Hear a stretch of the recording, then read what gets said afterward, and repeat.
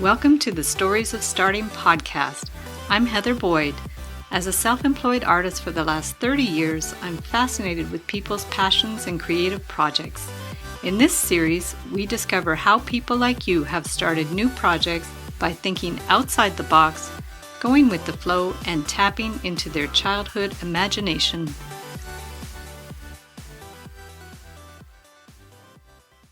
So hey guys, today we're here with my friend Danny for another episode of Stories of Starting. So Danny, can you introduce yourself to Yep. My name is Danny Michael Vaillancourt. I'm a Montreal digital artist.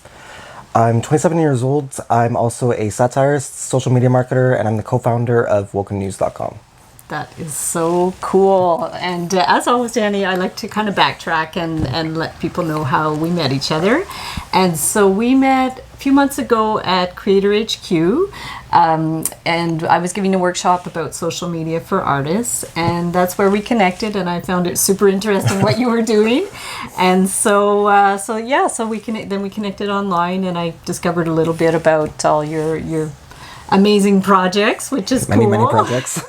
That's it. And as it turns out, we have a little something in common because you create memes. Mm-hmm. And up until about 2.5 years ago, I didn't even know what a meme was. But because I write comics and they went kind of viral on Reddit in the meme community, then I got to know a little bit about the whole culture and got to know a lot of people. And so why don't we start with that? Why don't you tell us a little bit about how you got started making memes? Because I know that you do those as well.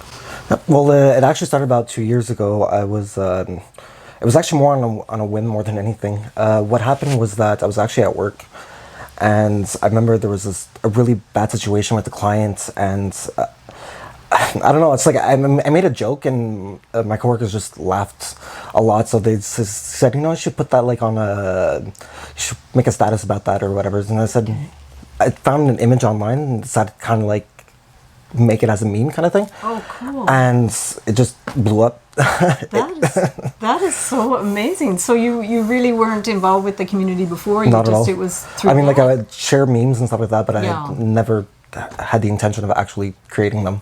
Oh, that's amazing. No, it's incredible how we morph into these things, like when, for me, I used to hand draw comics, and then when I discovered sort of pic collage and all these things you could do online to create your own types of images, it just seemed like a natural thing to do, and now it's like huge in popular culture is these memes. It's crazy. So then you started creating the memes, and at that point, did you were just sharing them on your Facebook, or how did that work? Well, I started sharing them on my Facebook, but when I wanted to get like more exposure kind of sense, I started sending them off to pages. Oh, cool. And even now that I'm part of many bigger pages, yeah, that's basically how people are getting a lot of the work out, is just by sending it in. And I just kept sending it in, and eventually one person in particular, he caught an interest in me. Okay.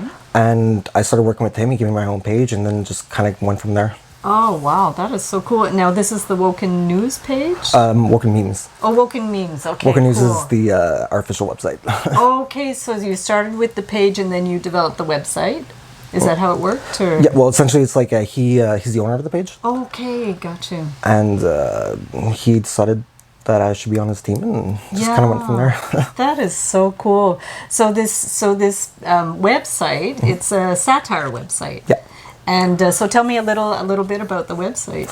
Well, that was also created more on a whim, but okay. from him, he brought the suggestion out, and it's really caught all of our interests. So we decided, we already have a platform with, so many Facebook likes. Yes. So, we could kind of use that to market ourselves. Right. And it definitely blew up more than we anticipated. That's incredible. So you have a lot of followers of the website. Mm-hmm. Yeah, that's amazing. And I remember something else that you've done that you're, I think, developing even more is your meme workshop, the panel that you did at Comic-Con. Yeah. And then you told that whole story about how that Scooby thing went viral. So can you tell us a little bit about that? That was a cool story. Yep. Well, essentially, we wanted to kind of to market ourselves in a way. What I decided to do was like, I want to get a lot of the people traffic generated to our site. So what I created was a campaign on change.org called Make Shaggy a DLC character in Mortal Kombat 11. Cool. And that blew up more than we ever anticipated because it even caught the attention of the co-creator Ed Boon for the petition. Matthew Lillard, who played Shaggy in the Scooby-Doo movies, he also made a few comments regarding it. But yeah, it was during the time when Mortal Kombat 11 was going through their marketing campaign. Okay. And that was also the same time when the Shaggy meme was completely viral. So we kind of utilized them both together to create it. That is so cool. So what finally happened with that? Are they going to use the idea? No, they said it'll never happen. But it'll never happen. Too bad. But hey, it worked for us, and it also brought a lot of publicity towards them, and it was all in good fun too. Yeah, what an amazing idea and I'm sure there's a lot of just mainstream companies that are starting to use memes in their advertising, I imagine. Yep, yeah. It's mimetic marketing is actually being more commonplace. Okay. Particularly if you want to attract like a 13 to 30 demographic. Right. Mimetic marketing is a little bit touchy because it's like you really have to be current with what the kind of memes and stuff like that, right. And it could also really not backlash, but a lot of critics say that when it fails, it's because the company seems like they're trying too hard and stuff like that. But yeah, no, I can certainly see that how if they're not really immersed in the culture, they don't know anything about it, that they could do a faux pas or what have you, with that not knowing the right thing to do. I know whenever I have a question about a meme or I've never heard of one before, I'll hop on what's that website, knowyourmeme.com. And because sometimes people make reference to different memes and I have no clue what they're talking about, so I try to get a little bit educated. Yeah, and actually the person that educates me the most is that guy that used to have Exploding Fish. It was called Exploding Fish, and now it's Chad Mojito. So whenever I have a question about memes, I just DM him, what's this all about? So, and I know sometimes I've done a few parodies on them, just not because I want to seem knowledgeable about it, but just because it seems appropriate at the time. But no, it's a fascinating culture. Yeah. Mm-hmm. Also, Danny, I'm wondering, like, when you were growing up, were you into art? What sort of things? I definitely was the artsy kid. Okay, cool. But I grew up in a very, very, very, very small town, like less than, I think, 1,000 people living in the town. And anyways, it's like, I feel like I'm... Because it's one of those places where it's like, you either have to be very manual or very sportive kind of thing. But I was more like inclined to like maybe spending my childhood either, drawing or reading. And did you like to paint? Did you do other mediums? Mostly drawing? I did a lot of, I tried a little bit of everything, dabbed a little bit in everything in the arts. I tried singing lessons, I tried dance lessons, acting, realized none of those were for me. No, but they were still fun experiences. Yeah, that's it. And a lot of, I know you do a lot of like collages and like meme related, but you do some that seem a little bit more painterly. So do you ever use a lot of Photoshop with your things now? Yeah, exactly. So tell me a little bit sort of about a process that you might use to create something. Well, what I'd start with is like a kind of like a base, either a background or a particular image in particular. Okay. I always make sure that it's either free for commercial use or part of the public domain. Right. And then I just kind of add on to it layer by layer and maybe use my pen to kind of draw in the rest. Okay, and do you have a Photoshop program, or what do you use for that? Well, Photoshop is mainly, just I usually use it like as kind of like the end piece to make sure like everything looks okay. Okay. But I literally go through like maybe a dozen apps. Oh, wow. For, I find maybe this app might have like a particular tool for this and this one might. Okay, that's interesting. So maybe if anybody's interested in creating their own memes, I can link up a few of your favorite apps on the blog post and people can play around with it and see. And so on the page that you manage, can people actually submit memes and get them published on your page? Yeah, sure. I mean, if it's fitting and we think it's great, and we encourage everybody who wants to, give it a shot. Yeah, I think it's really great. It's incredible how things get shared all over the place, and we inspire each other, really. Like, I know in my Facebook group, I have a group, but they're jewelry makers, but then they'll be posting pictures of their work all the time, and I find it as inspiring to me as much as I inspire them. So it's really it's like this huge... I find it's really important too. You need a community that supports each other. So another thing I was wondering about, because you talked about using copyright-free art, and I know at one point that you'd put out some merchandise, and I remember there was a question on your post about copyright. So how do you tackle that with knowing what's okay to post, what's okay to sell?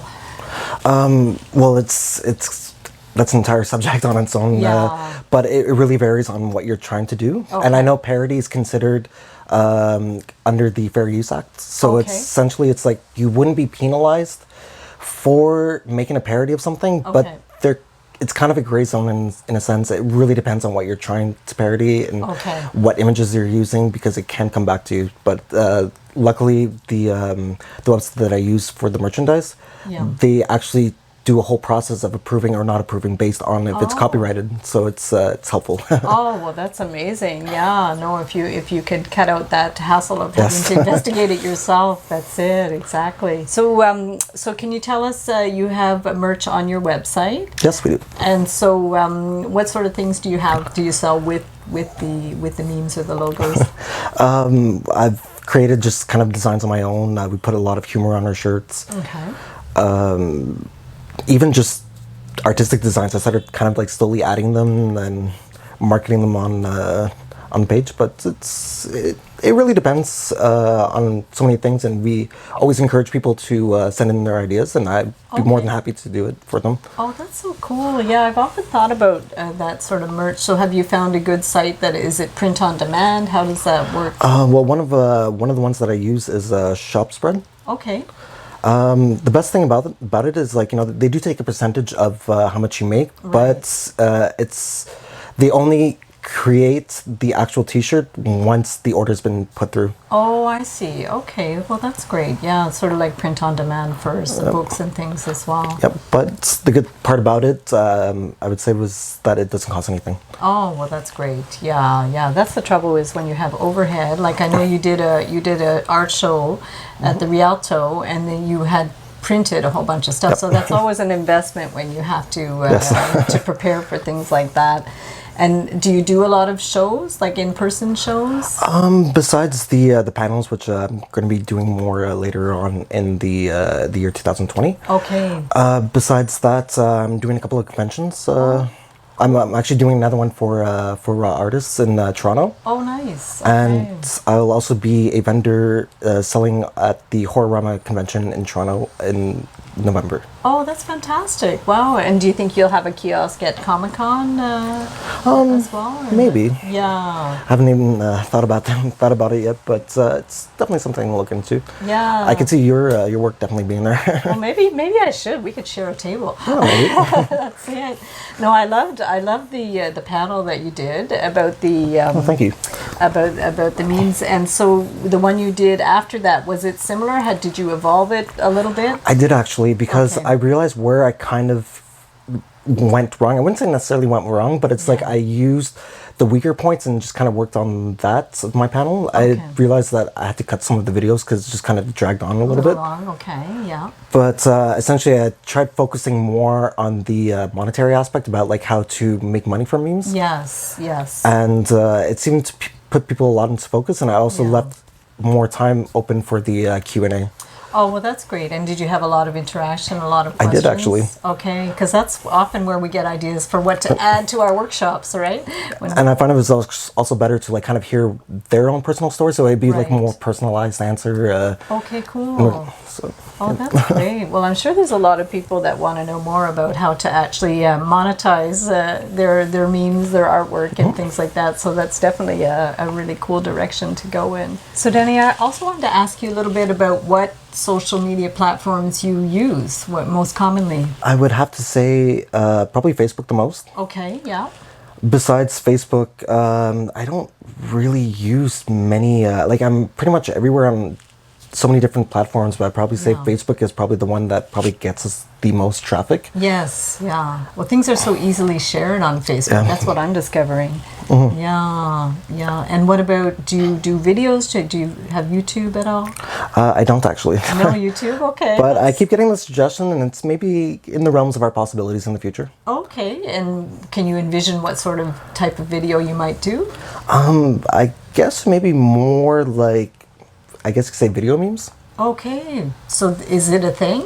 It is actually a thing. I did not know video memes were a thing. So how might one do a video meme? What does it consist of? Well, it entirely depends. It could be a variety of different things. It could be like a dub over of some existing media for humorous purposes. It could either be, maybe somebody like, did like their own 3D video and they just kind of like add in their own stuff. It's So it's almost like a video collage in a sense? It could be, yeah. Okay. You know what? I think Patrick from Creator HQ used to do something like that years ago, because when I interviewed him, he spoke about, and there's a name for it, like some kind of video thing that's like a video meme. But I'm gonna dig back into that interview and find out, because I'm sure he said he was doing this years ago, something like that. nice. That's really cool. And Twitter, do you use Twitter at all? I do actually. I've actually gotten more back into Twitter, and that I find was actually, in terms of connecting with different influencers, Yes. that's been the number one for me right now. I was gonna say, because I kind of let Twitter go for a bit, and then I'm realizing that it's really can be a really great platform to reach, like you said, some bigger accounts. Can you tell us where we can find you online, all your pages and Yep. sites? Well, on Facebook, we're under Woken Memes. We're also under Woken Memes for Acid Teens with Lucid Dreams. Okay. And Woken News, wokennews.com is our main satire website. And my personal website is dannymedia.net. Okay, that's so cool. And do you offer some services on your website as well? I do actually. On my personal website, I do offer strategic marketing campaigns. I can also do logo designs. Okay. But you can send in any idea you want, and I can see where I can go with that. And That's so cool. So for the marketing campaigns, is this using memes for marketing, or is it open-ended type of thing? Open. Okay, very interesting. Can you tell us maybe choose one of your campaigns that you've done that you found like super interesting? For some reason, the only one that pops to my head is the shaggy one, just because of Yeah. the momentum that it gained. That was incredible. Yeah. Because even though we didn't go out with the intention of him actually going into Yeah. the game, I ended up kind of being like the biggest fan of the entire campaign, because I Yeah. just saw like the amount of support that it got. It created its own fandom. People were, putting their own mod versions into other games. It was incredible to watch. Oh, the buzz and such a unique sort of approach to it as well, eh? And you must get a lot of people that are confused about your site, whether the news is actually real or not. So tell me a little bit about that. Oh God. Yeah. It's happening a little more frequently, but that's also because that we're getting a lot more attention. Well, yeah, that's it. But essentially, there's a couple of articles that they actually had to fact check it, because Oh, okay. there was so many people sending in requests. Apparently, people weren't entirely sure if it was satire or not. But just go to our about page. It's all written there. It's and all written there. That's it. now we're starting to put it at the bottom of every article, just to make sure that people don't Okay. get confused. But Oh, well, that's a good idea too, because sometimes you just come across so much stuff on the internet that sometimes it's just overwhelming what you see, and I mean, some stories you read, they sound ridiculous, but they could be true too, right? So exactly. That's it. But it's always sure, because I've always been kind of skeptical about everything that I read online. Yes, exactly. But I've become even more so ever since doing it. So I really, it's best to confirm your sources from all different mediums of all over the internet. Yeah. And it's because I do think that probably maybe the majority have some sort of bias. Okay. Either politically, or it could be about certain subjects. Yeah. So it's really just best to get the facts first, and Yeah. then just kind of go from there. Well, that's it. And I know whenever I'm like the least bit skeptical, you can always go on Google I would just type the subject and then spam or whatever. There's sites like snoops.com. Snopes, yeah. Yeah, so your stuff must be all over there. We're actually more on, not Trendalizer, but it's about essentially the fact check, what's most trending on social media kind of thing. Right. Wow. And is there anything else you'd like to tell the viewers about your work or any other ideas? Honestly, my best piece of advice is, as somebody who grew up very shy, the best thing you can do is just kind of go with it. And, you can't know without trying.